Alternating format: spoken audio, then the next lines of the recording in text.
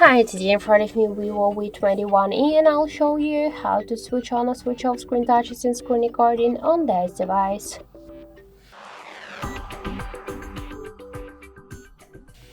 So let's first open Settings application and then scroll down to the Shortcuts and Accessibility, tap to S Capture, scroll down and you'll see here screen recording settings. Just to switch on or switch off the touch directory on your screen recordings, you should use the switcher.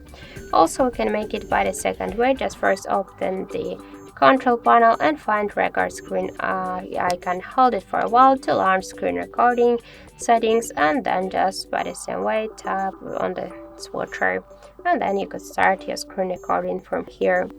So thank you for watching, and if you find this video helpful, leave like, comment and subscribe our channel.